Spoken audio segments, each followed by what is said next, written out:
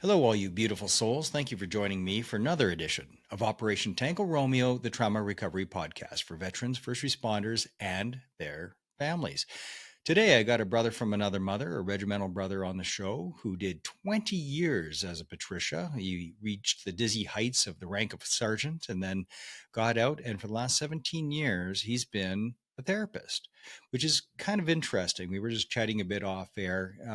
It's usually the people that take a university route are people that were officers previously, but he was an NCO and took this route. We got a lot to talk about today. And before we get going, just wanted to throw out there as well, if this is the first time you're listening or whether you've been listening to me for a while, to support this show to help save lives, relieve pain by making help for PTSD injuries easily accessible, please like, comment, subscribe, share like the sugar bear, because sharing is caring. It really helps me out a lot, and you then become a beacon of hope for somebody else that's looking for help. So please share like the sugar bear. Doug Allen, brother, how are you? Good. Really good to be here.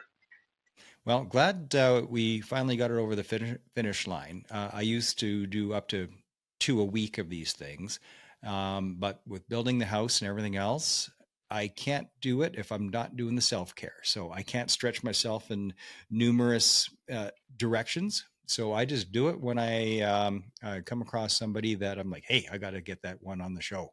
And that's you. So let's start with your book.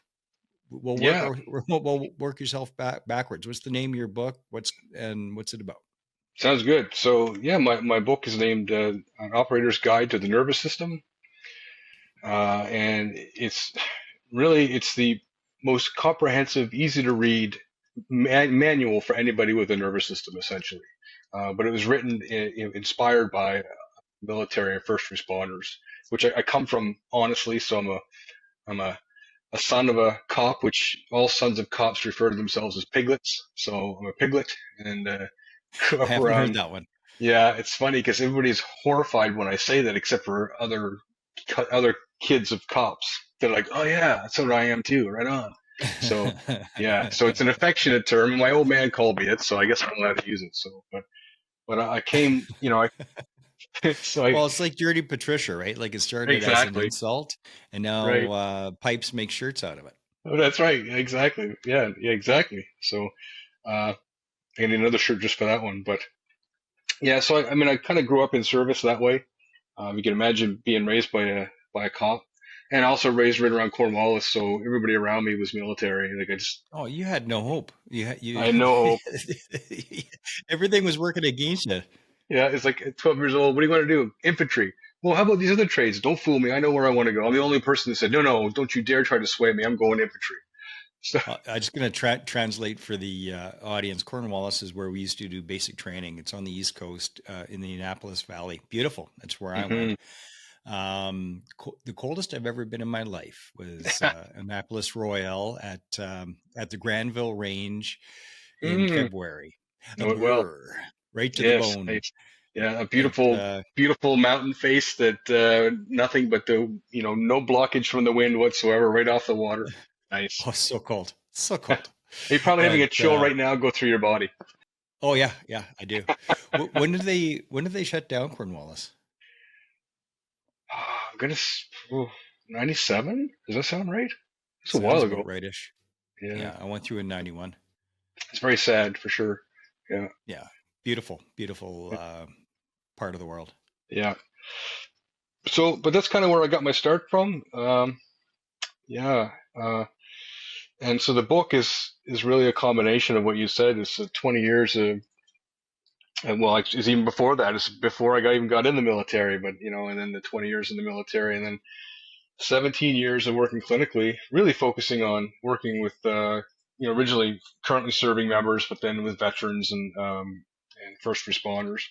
Um, the, the book is a combination, a culmination of all of that, and it's really just to speak about how our systems function and giving us agency once again in our system. So we're not victims. We're not held hostage by uh, it, we're we're biologically mechanical beings that have an amazing ability to adapt and overcome.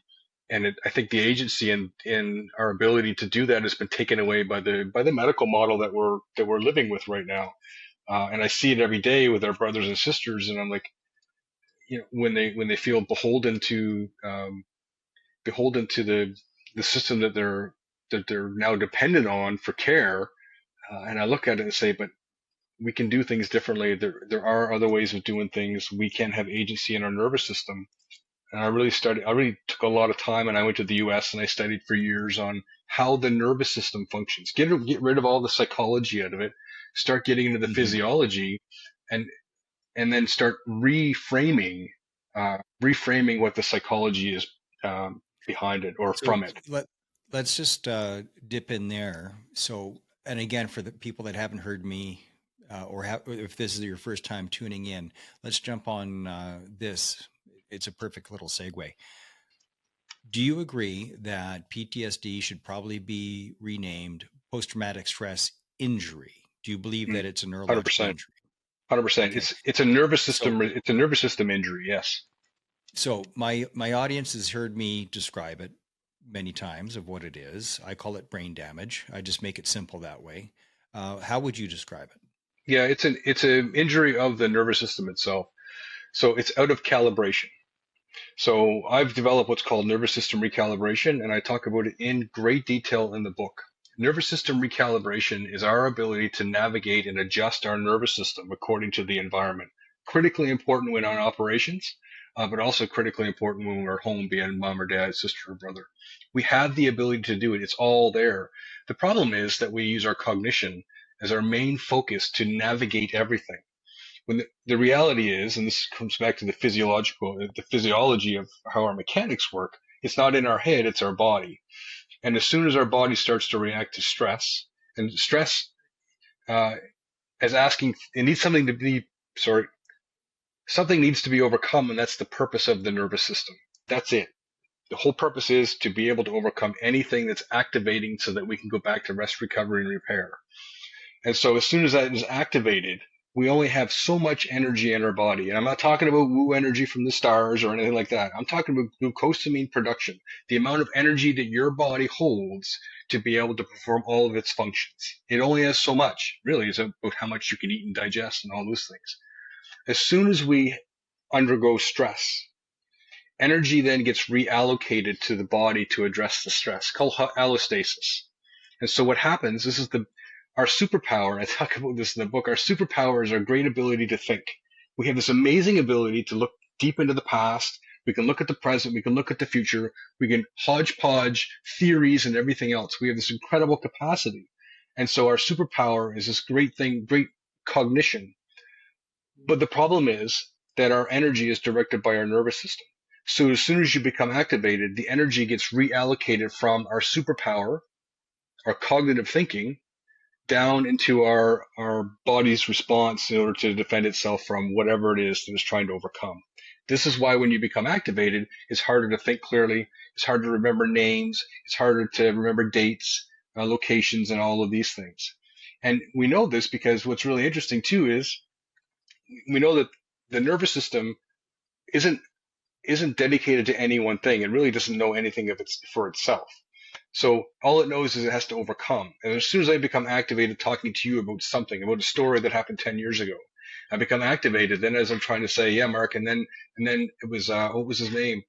I can't remember his name. Suddenly my nervous system, because it's trying to overcome, is now trying to overcome that I can't remember that person's name. And so my activation gets even stronger. And as my activation gets even stronger, it works to overcome, but there's nothing to overcome that it can see tangible. So then we go into this trauma vortex. We go into this overactivation of the nervous system. Does that make sense?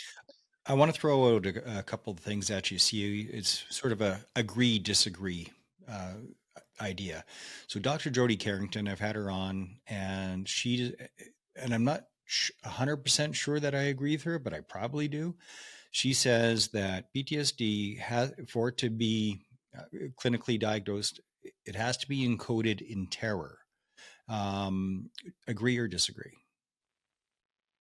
Well, so there's diagnostic criteria that you have to meet in order. that you have to meet to become diagnosed with PTSD, which is a cluster of symptoms. I think what she's talking about is trauma, and I could be wrong because I haven't heard the conversation. But I will say, if we move away from the psychology, all the psychology stuff about trauma itself, we are looking at how the nervous system functions. And Well, so I by guess why I asked that particular question is because there's a lot of people that say, I have PTSD. And then they tell me what it's about, like it was a breakup in a relationship or something. I'm like, no, yeah, you don't. No, that's something else.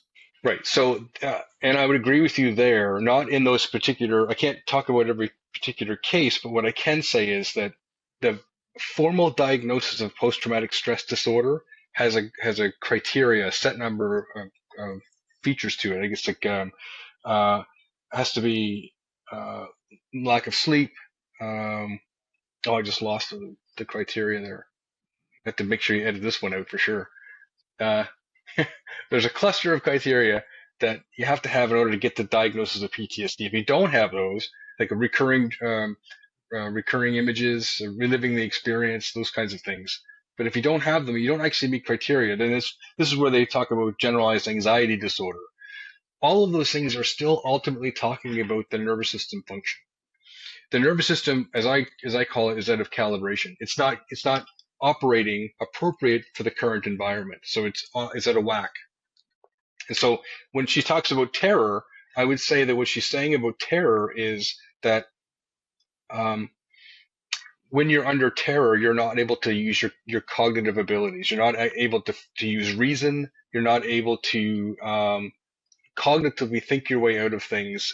You're Well, I think incapable of doing those things. where she was going with it is similar to one of the ways I describe it. Sometimes the throttle gets stuck on full, so Mhm, fight, flight, freeze, fawn, right?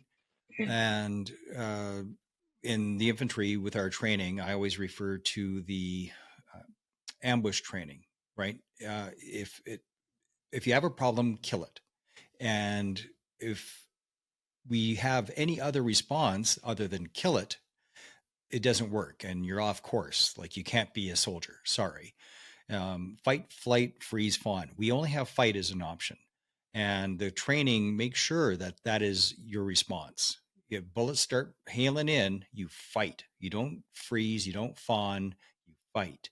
And if you can't do that, you cannot be a combat soldier, period, because you'll get yourself or your friends killed. So Yeah, sometimes the throttle gets stuck on full because you ramp up into fight mode, you fight, but sometimes the throttle gets stuck on full. You stay in fight mode unconsciously and just, but you aren't aware of it. So you're at the dinner table and the kids are misbehaving. All of a sudden, if you have a problem, kill it isn't working very well because the throttle is stuck on full, but you don't realize that you're on a mission and that the throttle is stuck on full.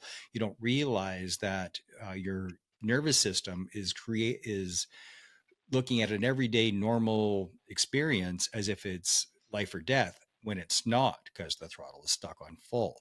right. That's the probably the best way that I describe it. Agree, Yeah. disagree, or does it need more nuance? Well, there's always nuance to it, and that's always the fear or the danger of making statements like that. Is there always is going to be nuance to it? But I do agree with you, and I'll add one more to it. It's actually the way that we're trained. And so we talk a lot about like what the system has done to us, etc. But even in my work, I address the fact that um, first responders, military are trained specifically. We actually train in our drills. We don't train drills. We don't train in drills just for the sake of training in drills. We train in drills because in survival situations, the key ingredients for survival are time and energy. And so when you look at time and energy, cognition, just in our brains doing absolutely nothing, if you could imagine they could do that, some folks we would argue they can do that, but I doubt anybody could do nothing with their brain. It's always functioning, but at its lowest, it's operating at about takes up about 20% of our body's energy at any given time, doing absolutely nothing. So it's an incredibly cost inefficient body part that we have. Um, so when That's we why I had become mine removed years ago. Yeah, exactly. So what we do in training though, right, in law enforcement, paramedics, firefighters, military, we do muscle memory training. We want to, like, as you know, infantry, double tap, dash down, crawl, observe, sight, communicate, fire, right? I know that instinctively because I was drilled into me so that I knew what would happen when I was engaged by the enemy. If I hear shots coming towards me, I'm going to double tap. I'm going to dash. See, notice that I have to take a moment to remember what it is in order to do it. Double tap, dash down, take cover, sights, Crawl get them and in my sights, observe, right through the communicate, objective. fire. Exactly. All of those things take time and energy. So it's time and energy in a survival situation is death. So we drill them. We create an instinct to be able to do it. And it actually works out really well until it doesn't. And the problem is the more we train, right? It's basic sports psychology. The more we train, the narrower our ability to adjust it becomes because we just go for that Hail Mary move all the time. We're focused, laser focused on it. It works really well. Law enforcement are awesome with this. They have this one, they know exactly what to do. When I see this person doing this, I know that's my time to pounce and they're going to get arrested until it doesn't work. But because we've actually trained so much in this, once it doesn't work, we have very little room to make any adjustment. We don't know what to do with it. So then if our systems become completely overwhelmed. As our systems become overwhelmed, it's like if I can't figure out what to do, which now I'm quite limited in doing, then my body goes to shut down. I can't do anything, and my body shuts down. So this is Yeah. what happens, and it's part of our training And a that we lot do of that. times we don't have a choice of the reaction because hesitation kills, right? And this is where road rage can get real dangerous Absolutely, yeah. because if you have a problem, kill it, and somebody's flapping their arms and screaming at you, okay, you're being aggressive towards me, and I am wired. Like it's not a fucking choice. Like I am wired to be aggressive back, and it's that could be a real problem, and that's The more why. times, yeah, the more times that we do it, the faster our brains follow the path. So we create a pathway of action. And the more times we repeat that, the quicker it gets. We can just even then just thinking about getting on the highway. Oh, I got to get on the highway and I got to go from point A to point B. I can already feel it in my body. Those guys in that car, they're going to cut me off. Right? I'm already starting to respond because my brain just creates these schemes really quickly because it helps us to survive. But unfortunately, in other situations, it actually doesn't. It's kind of like the crux of that superpower. And if we don't get a grip on that, you end up in jail. Absolutely. Yeah, exactly. Yeah, for sure. I know a few guys working at the Remand Center. They call it 5 PPCLI. Hmm. Yeah, It's there's the place is full of ex infantry guys that are working there as guards, and it's also full of a few that are there as guests.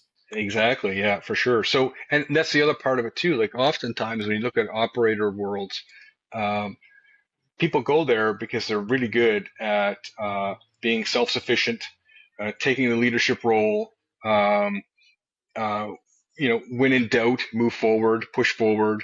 They're the ones that people look at, like, what do we do in this situation? Oh, I know what I do. I just go and do this, right? They go in and they get praised for their ability to be these types of people. But in fact, they were probably developed into those types of people in childhood from however they were raised from whatever, like me. I'm a cops kid. I was raised literally, if something doesn't work, get mad at it. Get mad at it, push through it. I was raised that way. So when I got into the infantry and I was like, man, what do I do here? And somebody's like, just get at it, get mad at it. I'm like, this is awesome. I know exactly what to do now. I can just do it. So it works really well, but you're right. It totally doesn't work at home. It doesn't work when you're trying to go, with your wife and kids to go get the groceries, and you're trying to get the vehicle loaded up in a timely manner because got to get the manifest in. You got to make sure your arcs are covered. You got to make sure you got, rations enough for 24 hours, right? And then you start losing your mind because they miss the timing, which means that you miss the H hours, right? It doesn't work that way. So it's a very conflicting world. But that's also the reason why I wanted to write this book and why I created nervous system recalibration. It's ridiculous to think we've kind of been given this silly model of prevention, this mental health prevention model, which has been out there and people are selling and making retarded amounts of money on it, which all talks about, listen, if you just look at this stuff, if you just understand how this works, if you just know these catchphrases, then you won't get harmed, you won't be injured, everything will be fine, everything is roses and buttercups. But the reality is that if you're in a military or if you're an operator world, your every day is somebody's worst day. it's completely Mm. impossible for you not to be impacted. It's just bonkers.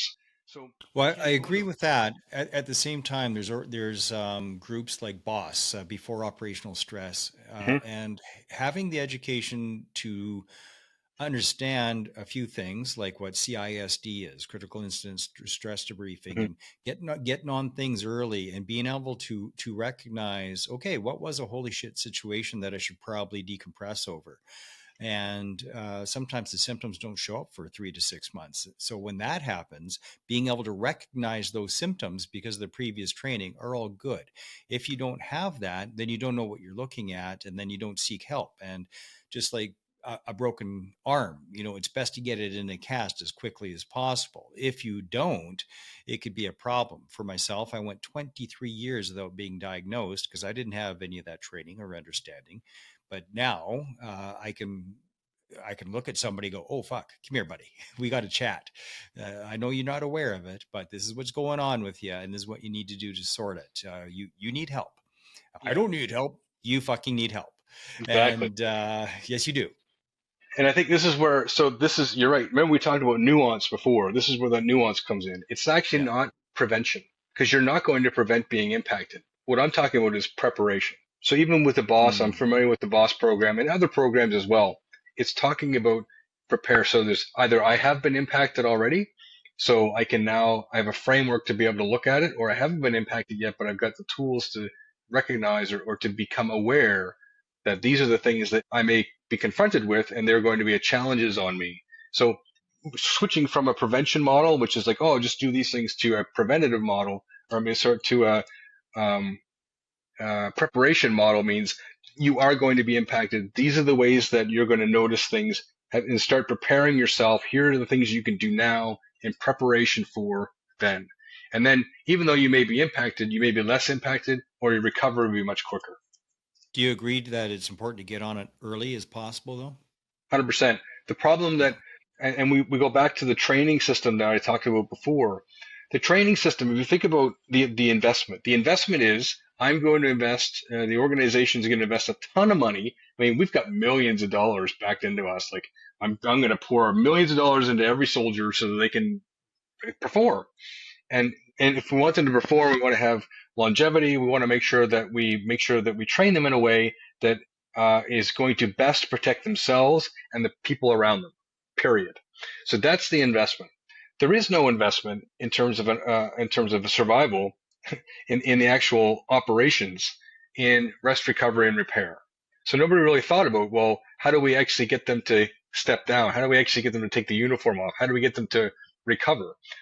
Because that's not part of the investment of what we're hiring them for. We're hiring them for operations. Now we're looking at it and saying, well, in the long term, we've actually have not invested in their rest, recovery, and repair, and now they're broken.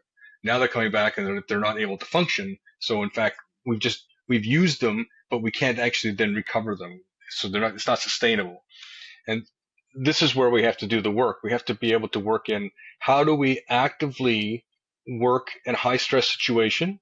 So how do we promote that, but then also insert the ability to rest, recover, and repair at moment to moment. So instead of having in an operational setting, it's completely impossible. If you tell somebody that's in operations that, okay, I need you now to go relax. I need you to take the time out. I need you to go over there, find a safe space and do some deep breathing and meditation and relax while they're engaging the enemy. That's not going to be very helpful. So it's unrealistic, right? Take a breath in between bursts of fire. Right. Or while you're trying to save somebody's life as a paramedic, I need you just to I need you to go behind the ambulance and do some deep breathing and yoga pose, right? These things are exercises, and they call them exercises, but they're exercises for practicing the skills that you're going to need while you're actually in the environment. So with nervous system recalibration, for example, it's in the moment assessing where you're at. I use 5 critical things. So I use breathing, and breathing is there. It's the only thing that we know that actually shifts where we're going into. We're going into sympathetic. Are we charging our sympathetic or are we charging our parasympathetic? Breathing is what is the actuator for those things. Rhythm is our body moving. You talk about like this freeze. This freeze effect is very important. You look at the way we freeze. Sometimes we freeze so that we can buy ourselves enough time to know which move to make. So it's actually really good. But also, if we're stuck in freeze, stuckness is, if we're frozen, we're stuck, and we're stuck, we can't actually do anything. And that's traumatic. It's trauma.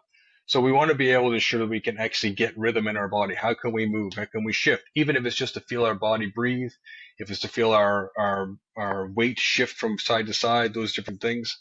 Um, Environment. So what does the environment look like? Am I looking at everything, or do I have tunnel vision? Am I looking straight down my sights and not seeing all the parts moving around me? Or am I actually, do I have a solid understanding of what's happening in my whole environment, which can change the way that I'm being impacted?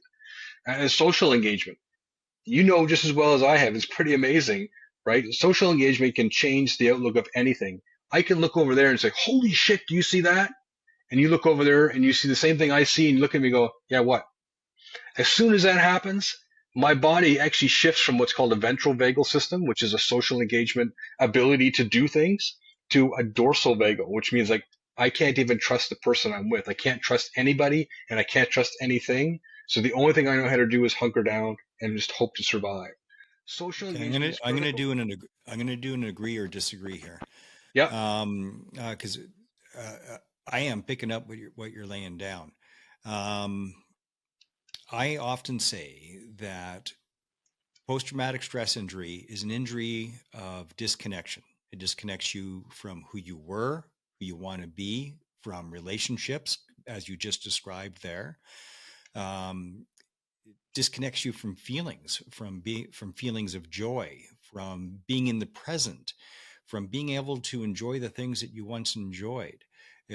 Disconnects you in a way that creates a numbness, which was the worst when I was going through the numbness. So if it's a and pulls you out of relationships, disconnects you from those that you love the most. So if it's injury of disconnection, one of the best antidotes is connection, which is yeah, community. yeah, But it's being able to get connected with yourself first. Um, and once you're able to do that, the better you're connected to yourself, the better you can connect to others and be in the moment and love again and feel the positive good emotions, not just anger and hate and fear. um, but community is one of the best ways to do that in any recovery that I've seen.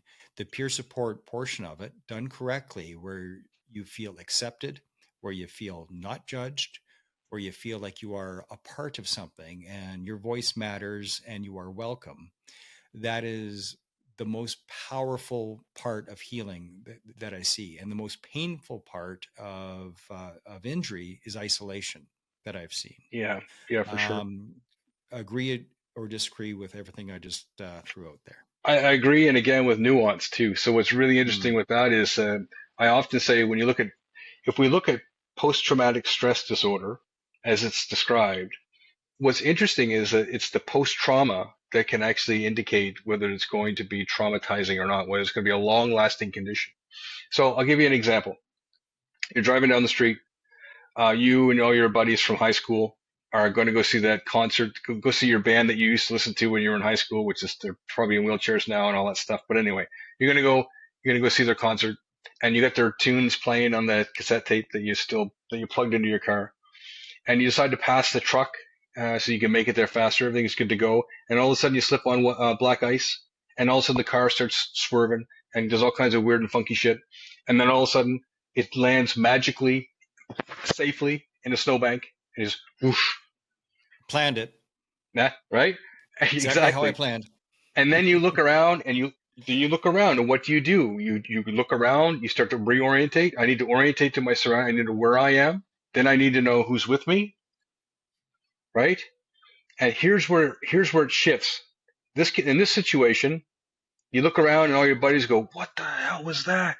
That was awesome! Did you see the look on that guy's face? Holy, did you see how you turned that? You pushed the clutch in, you shifted the gears. You know, holy man, that was wicked!" And you guys all give each other high fives, and you go, "Whew, whew, that was insane!" And you magically pull it in reverse. You get out of the snowbank and you get to the concert and you had a rocking time. Yeah. Second scenario, exact same thing, same guys, same highway, same shitty old rock band you're listening to. You go to pass the truck, hit the black ice, does all kinds of funky stuff. all over the place, land nice and safe, just like you planned. In the snowbank, whoosh. And then you orientate again. You're like, you get up, you're noticing where you are, you're noticing where you're at in the location. You look around to see who's with you in the social engagement, and they go, "What did you do? That was the worst driver. You almost killed us." Blah blah blah. And they say, "I'm never driving with you again. This is the worst thing in the world." Mm, Right? All of a sudden, that social engagement, suddenly you've now developed a condition. Holy shit, this was really bad. I did something so bad to my pack that my pack has now abandoned me. And this is a moral injury, but it's also yeah. part of PTSD.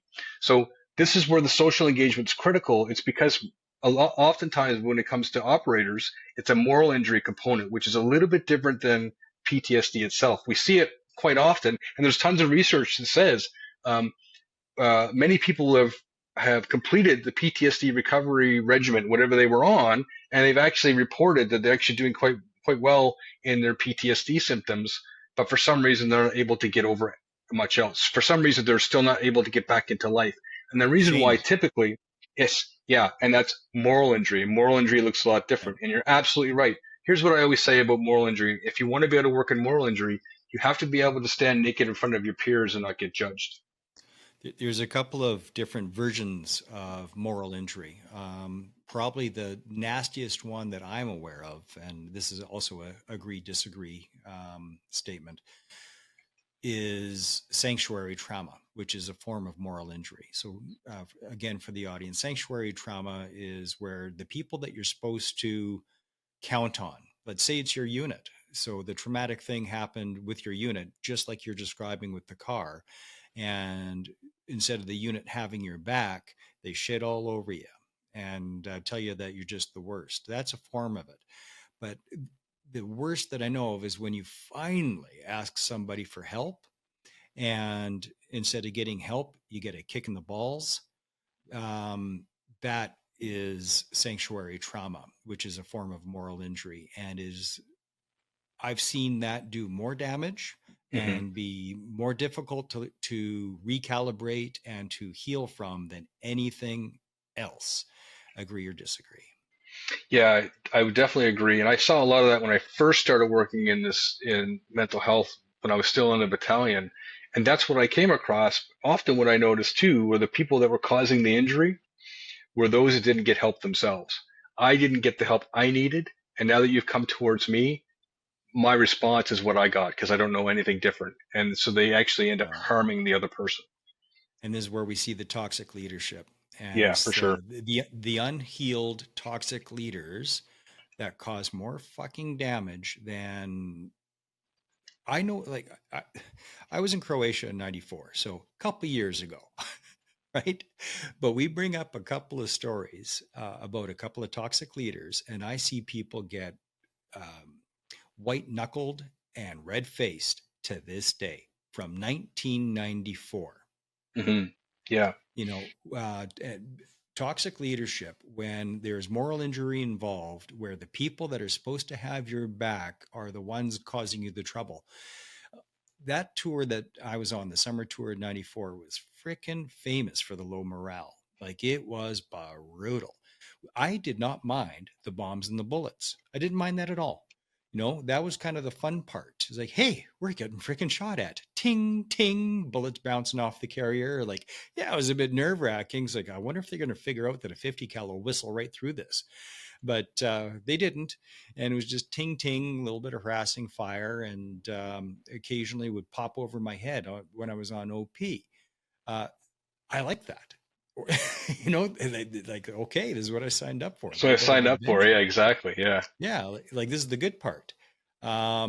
But the bad part that I absolutely did not expect or sign up for was having to worry about our own leadership. That's what yeah, we were worried about. We were worried about, oh, you got charged for not having your chin strap done up, and here's a $400 fine. Well, yeah, what? What are you yeah, talking about? Oh, you phoned home and that wasn't the right time. Well, that's conduct unbecoming for sure because you called home for the first time in a month. Got charged for that too. So things like that, or when we almost went off a bridge and instead of because of a carrier malfunction. And instead of stopping, going, "Holy shit, boys!" That's Yes. a 200-foot drop. That's how you doing? Scowled at us like, "What did you do to my troop movement?" Like, what? What? Yeah, So, exactly. getting treated like shit instead of having a hand on your shoulder and going, "Dude, that was something. I hope you're all right." Yeah. So how we were treated by leadership is what there's people still mad today, 31 years later. Hmm. It's So what's the solution for that? Well, it's interesting. A personal story that I have is that uh, somebody that caused me probably the most damage when I needed someone the most at the most critical point in my own uh, in my own uh, healing, I guess, or before I started to heal. Somebody in leadership had all the power, and they completely dismissed me for what I needed. And they completely shut the door, and then decided to not only going to shut the door, but I'm going to take the hinges out of the door and then push the door on top of you. It was brutal. Years later, I met that person who came to me because they finally knew they needed help, and they asked me to help them clinically. Wow. I can feel that today. Almost like a state of, it was kind of like a bit of a shock. It was just a sudden surge in my nervous system that spikes up, trying to figure what I'm supposed to do with this. And what I did with it and what I do now is I recognized what needs to overcome. And the fact is that this is what he needed then when I needed it, but he didn't know how to do it. I know how Yeah. to do it. I know how to do it. And I sat with him. I sat with him and I gave him what he couldn't give me, but what he needed much longer than I did. So that's what I did with it. So it was quite powerful. It was quite a, I didn't see him as that person anymore. Um, I saw him as being in my seat with nobody to go to. Yeah, So, brother, that's one of the most powerful lessons that we shared in I did peer support for years and was the facilitator for a while. One of the most powerful lessons is right there that you just described, and it's forgiveness. And the way that you forgive is by realize, or one of the ways that you forgive is realizing that if they knew better, they'd do better. hmm, If they knew better, they'd do better. And I know it sounds like a trope, but it's not. It's no. true. And If I think they you said knew something better, more they'd do important better. too, and that is it's not forgiveness for the sake of forgiveness. I don't agree with No, that because you're no. overriding your own nervous system. What you just said is they, uh, if they knew better, they would do better. And so we understand. It's an understanding versus you're just supposed to forgive and forget. It's an understand. Oh, now I understand what's going on here, which is much Yeah. different. Yeah, it's not, and that's the biggest reason people cannot forgive is they think it's somehow magically letting them off the hook or Mhm. making them not accountable. It's like, well, they don't know that they're renting space in your head in the first place, and even if they did, that doesn't make them accountable. Like you can't It's make true. somebody feel guilty or learn or be better. If it's like drinking poison and expecting the other person to die. Like forgiveness is the gift you give yourself. There's 1,000 sayings for it, all of them completely true. You don't forgive for their sake. They don't even know that you've done it. And it's not letting them off the hook. It's not releasing of accountability, not at all. Hmm. It's releasing yourself from bitterness. It's releasing yourself from anger and hate and from still white knuckling it 30 years later. It's you do it for yourself, not for them. Yeah, They don't ever have to know that you forgave them. They don't it's ever have to interesting. know. Yeah, because it's actually everything in this world is about the perception that we're receiving it in. The world can look completely different. I remember uh, we were in an ambush and we lost three guys and five guys were critically injured. And one of our Afghanistan then. Afghanistan, one of our Yep. roles as me as in leadership was we had to take statements from everybody, so like 37 statements on what happened because it was quite a unique situation. And what I found fascinating was that out of the 37 written statements, none of them were the same. None of them were the same, yet we were involved in Yep. the exact same incident. So this is where we have to notice that actually it's our perception. It's how we're receiving it and the only way we receive it is based on our past experience, based on our experience, period, is how we're perceiving whatever's coming up. We can't visit on somebody else, but what we can do is also look again and gain some insight. If this is coming up for me, what about them is bringing that up in me? And so how do I recognize perhaps what they're going through to for them to respond in such a way? And then we can sort Yeah. of develop a sense of understanding and connection. Accepting that other people see it differently is, oh God, we need that in the world. Not just in the world of recovery, but just in general. You know, I often say there's 2,000 people on our tour, give or take. I don't know, maybe there was five. I don't know. But let's say it was 2,000 people on my tour. Well, there's 2,000 different tours, 2,000 completely Yeah. different perspectives. Yeah. Even if you're my fire team partner the entire frickin' time, we have a different perception because we're different people. We saw it differently. There's people that thought, oh, that tour was no big deal. And there's others that are just horrified by the exact same tour, but it wasn't the same because we had different experiences. And even if we had the same experiences, we had different experiences because we Hmm. experienced it differently. Yeah. That's why it's And never about the story. It's about the impact. The yeah, impact is it's where not it about the matters. thing Yeah. that happened. Gabor Mate. It's not about the thing that happened. It's how you feel about the thing that happened. Hmm. That's would, and so you can't tell somebody else how they should feel about something because you're not that person. You have to Right. listen instead. It's like, okay, well, this is what it was for me, but what was it for you? Hmm. Yeah. Imagine doing this 20 years ago. Oh my God. Could you imagine? Yeah. Be a lot different. So let's talk solutions. I believe that the solutions do start in a little bit of prevention. That right from the recruiting, that there should be ACEs scores done. Again, for the audience, adverse childhood events or childhood trauma is what an ACEs score is. Um, People that join the infantry have higher ACEs scores across the board. This is known by U.S. statistics.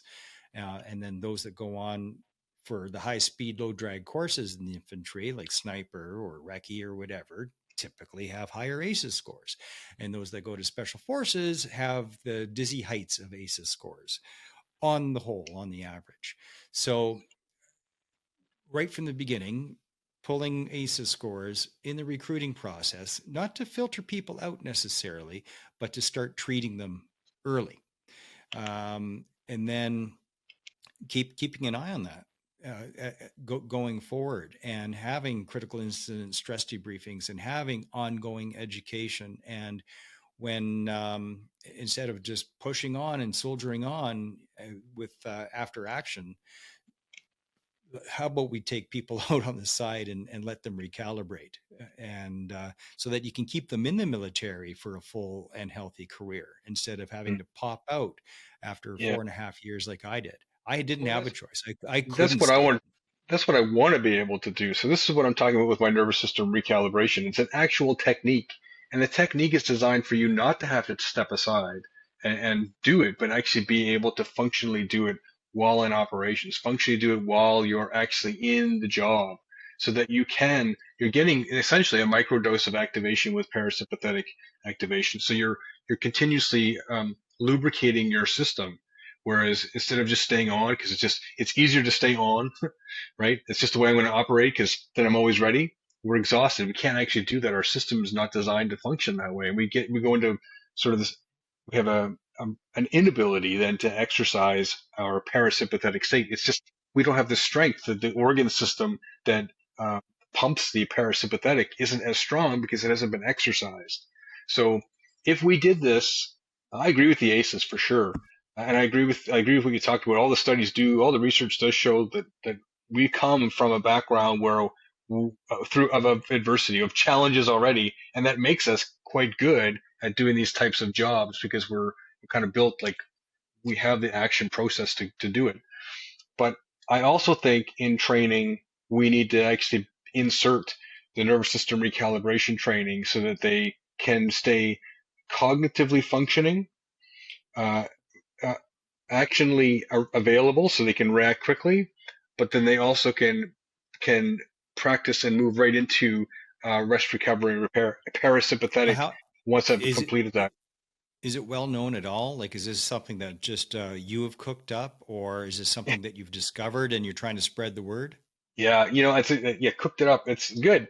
I did. I spent about 17 years coming up with this, like working on this, and I've exercised it. I have trained certain organizations in this, and I've trained individuals in this so they can start to recalibrate their nervous system, so they can go into other kinds of trainings. I've done these kinds of things, and I've seen it, and I've done it myself. I do it all the time. It actually well, part of it came from a clinician friend of mine who we were working in a group together, and we're just shooting the shit, and he says, I've got social anxiety, and this guy is like skydiver, parasailer, rock climber, all the weird shit that everybody does if they don't have a gun in their And hand so am doing I. infantry stuff. Yeah, so Yeah, he's doing all this stuff, all and the he's super above. social. Yeah. And I'm like, how on earth do you have social anxieties? I don't know. I always have. And then I wouldn't be able to go into a room of people. So I started to practice being able to go into a room of people so that I could function. And so I would just take deep, long breaths before I walked through the threshold of the door. And every time I did it, because this is the way our brains are wired, every time I did it, it took me less and less time before I could actually pass through the threshold and be social. And he says, watch me. Next time I come in the room, just watch for me. And I did. I'm sitting there in group. I'm waiting for my co-lead to come in. And then he walks, and nobody would have ever known he did it. But I saw it. I saw him as he walks through the threshold. I could see him. That was it.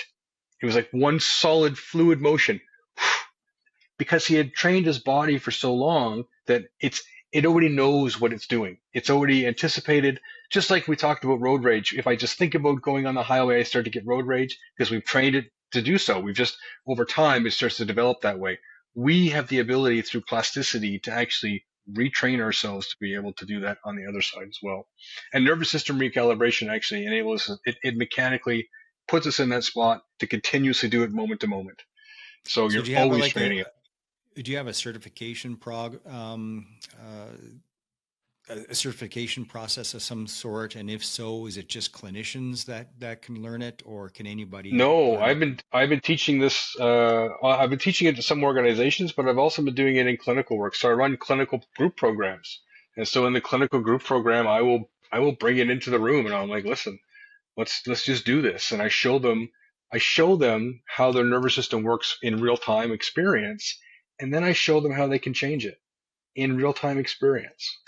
And it takes a bit longer when we're practicing it in this way, but as you practice it and as you create it in part of your daily routine, it becomes very quick. And then suddenly it's not, oh, I just got triggered and now I've lost it. It's, oh, I noticed when Sarah walked in the room that my breath changed and I kind of froze for a moment. And then I realized I need to breathe, and I just realized, yeah, I feel a bit tense about her, but I'm okay with it now that I've recognized where the activation's coming from. I'm now able to navigate it and adjust it, because now I can overcome it because I know where it's coming from, as opposed to like blindly going through and just being completely overwhelmed by everything because I'm not paying attention to it. So But I, are you teaching other people how to do this for people though? yes, I also do that as well. So I do that with clinical training. So I teach clinicians how to work in trauma, and I Okay. teach clinicians how to work with first responders and military. So the cultural competency piece, and also I actually teach. I just finished teaching a group of I don't know what you call them. It wasn't child welfare; it was like child advocate group. So they go in and they support children, disadvantaged homes, and their whatever. But I taught them how to use this as well, because you just imagine if you're just focused on conversation with a kid, you're not actually connecting, you're not engaging with them. But if you're able to understand what's going on with their nervous system, you can make them feel safe. You can help them get to that So are place. those non-clinicians then? So that's what I'm Some of trying them, to get at, Doug. yeah. Okay, So so it can be learned by non-clinicians as well. yes, it can be learned by anybody. It can be learned by operators for operations. It can also be used at home. It can be learned by people Can that are just working with other people. I guess De-escalation. a better way for me to say it, can it be taught? Like, are you doing a train the trainer so that others can teach it? Hmm. But yes, so I do have trainings for it. Yes, yeah. But only for clinicians or for non as well? Well, I'm hoping to move it forward and to bring it into the broader market. So then, Okay. like with peer support would be an amazing one. Like as far as I'm concerned, if you're working in peer support, then this should be one of your main tools that you're able to use so that you're able to know how you're connecting with someone else, but more importantly, you're able to actually notice what's going on within yourself as you're moving into that peer support role. You know yourself. As soon as you get that call, listen, I need peer support. I need some help. First thing that we do is like, I will do anything for my brothers and sisters. I'm going to go for it. And we've seen peer supporters that do that. Doesn't necessarily mean they're going to do a good job. And when they don't do a good job, it's because they're not actually connected to themselves. They're not self-aware yet. And so when they go in unaware of themselves, how are they supposed to then get a barometer for the person they're working with? Yeah, it's and burnout. I mean, Yeah, I mean, I've 100%. been in this world since 2017. I guess started the show in 2019, and there is a ton of people like me, like you, running around trying to help people, just burning themselves out. And also, there's one of the symptoms of a trauma injury are trying to be the hero. So but without that self-awareness of, oh, I still haven't sorted my own shit out, that's a problem because they think that they can do things that they cannot, and because of that they don't get far enough down the healing road to be a really efficient peer supporter or clinician or uh, in the helping community at all. So then there's interpersonal problems, and organizations blow up because of it. I've seen it so many times, it's because people are trying to help others before they have helped themselves enough. Like they're just not Yes. far enough down the healing road yet. It's Yeah, you're right. And you talk about peer support that way, because I mean, there's a lot of focus on, brothers taking care of brothers and sisters taking, all those things. Like we know the language, we know the culture, we have that cultural competency that we could just go in and speak like no clinician could ever speak, which is true. But if we're not taking care of ourselves first, if we haven't actually buttoned down that yet, and we go to work with somebody else, we're not going to be as effective. The no. surprising thing is that in the clinical realm as well, there's a lot of clinicians that have gone into the clinical world, right? Because they have a personal story that needs to be shared, a personal story that they're working through. But they know that in helping others, they can also help themselves. But there can also be that gap of self awareness for them as well. So in my work with the nervous system recalibration, it's actually about here's how you understand yourself, and here's how you work with yourself, not in processing all of the things you got to think about, but in a very biomechanical, this is what's happening in my body right now. And is it required right now, or how do I adjust it? And what I mean by that is I want your nervous system to operate higher when you're in rush hour traffic so you can navigate it than it is when you're on the couch reading a book on a Sunday night. And so having the ability to adjust it, and this is what I don't like about the model that's out there right now, which is all about just relax, breathe. I need you to regulate. All of that is bullshit because your system needs to function. It needs to be able to be dynamic. It's not static. It has to be able. I want you to feel activation when you're talking about that really bad day. I want you to, because if you don't, you're not connected with it. And if you're not connected with it, how are you ever going to process it? You have to be able to connect with it in order to get into process. But what I don't want is for you to be so activated that you have no cognition to process with. Does that make sense? It does. The reason I was drilling down on those questions earlier, I've had on the show the founders of 220 on a few times. I don't know if are you familiar with 220? I don't think so. No. Trying to get the 22 suicides a day, which is Oh, actually yes. well more than double that, down to Yeah. zero using neurolinguistic programming. It's one of the better modalities I've heard. I mean, it's another sort of a silver bullet claim, which I don't like because I've heard a lot of silver bullet claims. None of them, in my experience, are silver bullets. But there is more effective versus less effective. Uh, Before I finish my thought here, more effective is good. The OSI clinics are their own numbers say that they have an efficacy rate of between 12 and 16%, which is the same as the US numbers that they openly admit. Yes, our talk therapy efficacy between 12 and 16%, which is half the reason the show exists. I was like, there's got to be a better mousetrap than that. There's got to be a better way. So that's what I do. I talk to people like yourself and so many others trying to find a better way, because 12 to 16 just ain't going to cut it.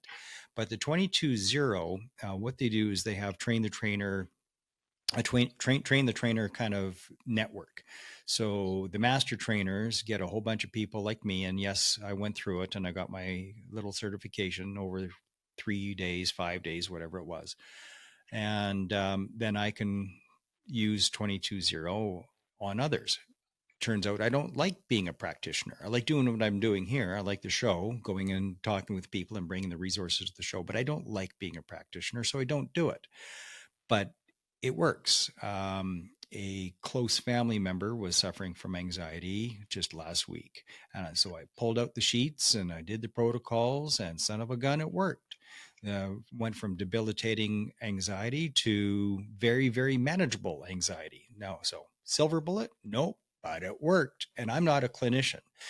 So wouldn't it be great if doing what you do, knowing what you do, what you know, could do the same thing and put together a master class of some sort to give people like me or other people in the support community, in the peer support community. There's 1,000 different places from coast to coast with veteran retreats. I'm going to be at Operation Pegasus Jump on the West Coast this year. Have a tent there where people are certified in your systems that aren't clinicians, that can spread the good word and help people recalibrate and at least take the edge off. I mean, that's where I was going with those questions. Hmm. Yeah, it would be. It would just have agency in how our nervous systems function as opposed to our nervous systems just taken over.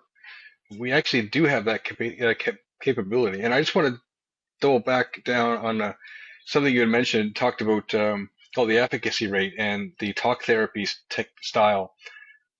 I think it's really important here is to recognize that this is also part of the model that we've been given to use and work with in mental health, which is sort of this process model, CBT focused. But when you're working in trauma, it doesn't really work. The reason why is what it said before. It's actually biophysiological first. You can't resolve something unless you have cognition to be able to do so. And so if you look at the work of Judith Herman, she basically wrote the Bible for trauma recovery. And she says very clearly, you need stabilization first. Then you go into process. Then you go into integration. Those are the three things that you have to do. Now let's look at the model that we're forced to work under, right? So insurance companies do one thing. They get money and they get money to give to somebody so that we can get them back to work as fast as possible, right? So we skip the stabilization and we go straight to process. A lot of the clinical mandates coming from insurance companies is I need you just to find out what the problem is, fix the problem as fast as you can to get them back to work. And so what ends up happening is they skip the stabilization and it goes straight to process. But when you go into process without stabilization, process can't occur. And so there's nothing to integrate. And can make it worse. What do you think about ART? So all the processes, I guess all these interventions are good. I find that they're better if they're mixed together. So I don't find one consistent modality will always work, especially for one person. It just doesn't always work that you can't do that. So you got to mix it up. I really don't care for Art in terms of some of his language that he uses. I'm trying to remember some of the phrases. They're a bit wonky and they're kind of like pigeonholed. But the concepts are there. They just have some strange wording. And again, you go into a rigid protocol, you're asking somebody to come from their own personal experience to fit into a pigeonholed solution and expect the same outcome as somebody else. It doesn't work that way. The only modality that I used at the OSI clinic was ART. They kind of give you a little Chinese menu of, oh, which one do you like? It's Right. like, how in the fuck would I know? But I chose ART, which is sort of a spin on EMDR, which I've heard nothing but good things about. And hey, follow my fingers, follow my fingers.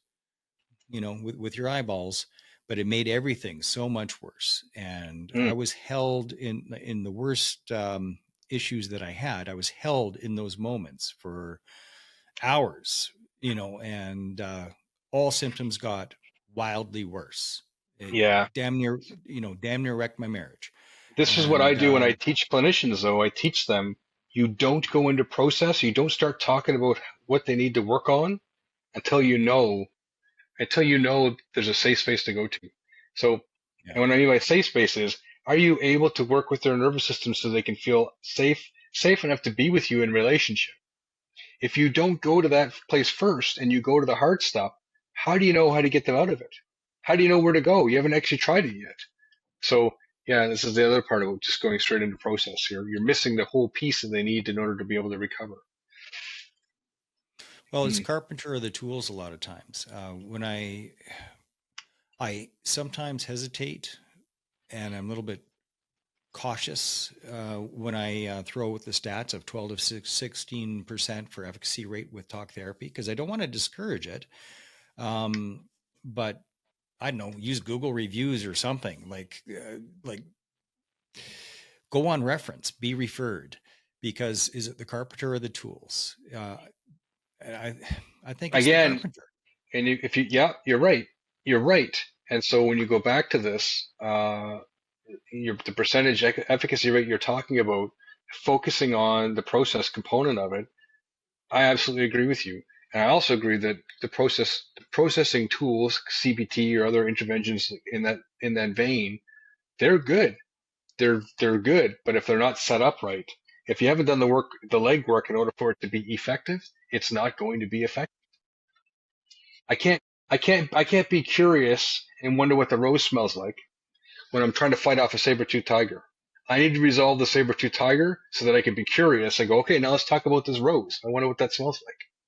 There's clinicians, even clinicians working at OSI clinics, that look down on soldiers. I experienced it personally.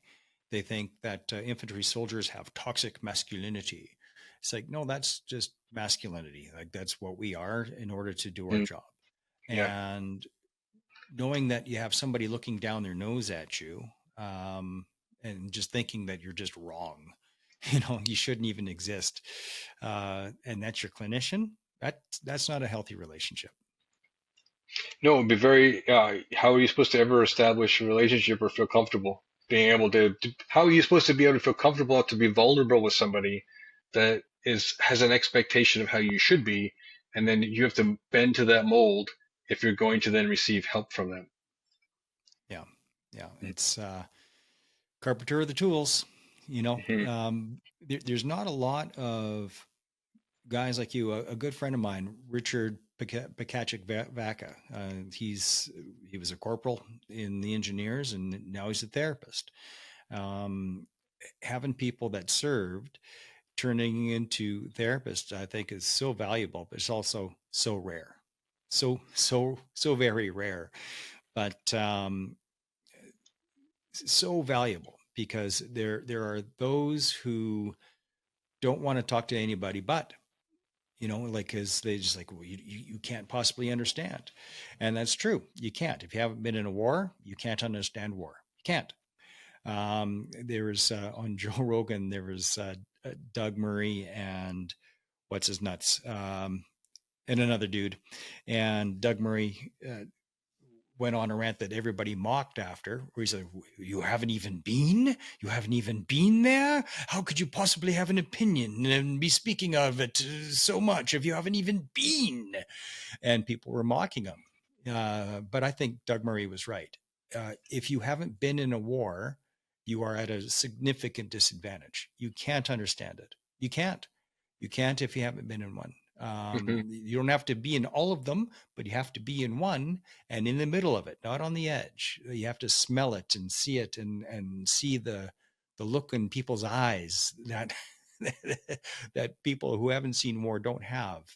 Um, it's indescribable. You have to see it to have a true appreciation for what war actually is, and the gravity of it.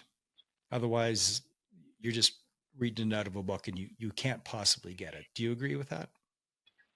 I agree. And again, there's nuance to that too. I do agree with you. I agree that you have to have a healthy respect for understanding that if you're going to go into the work. Otherwise, you're comparing apples and oranges. Well, I know the book, so therefore I'm going to double down on what I know to impose that on you. And so that will never work. You talked earlier about relationships. How do you connect and be relational?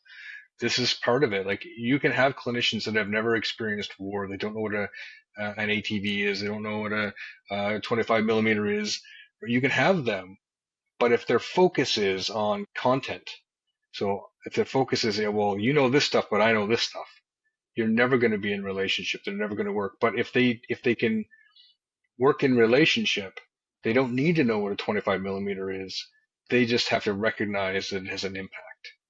I And if they agree can with that. recognize the impact, they can sit in the shit with you no matter where you go. Yeah, I agree with that. I do. Um, how do people find your book? People can find my book by going to my website on agttc.org, and you can find it. You can directly order it there, or hopefully within about a month, uh, it should be available on Amazon, Barnes and Noble. I think potentially Walmart. I'm not really sure yet. So it's going to be out there all over the place there. So a But little if you get, slower for people, agttc.org, Alpha yeah, Golf Tango Tango Charlie.org. excellent. Yeah, Is it going to be on Amazon as well? it will be. Yeah, it's a bit further down the line once all the ink dries and all that stuff. Yeah. Alrighty, perfect. Please stay on the line. Brother, thank you.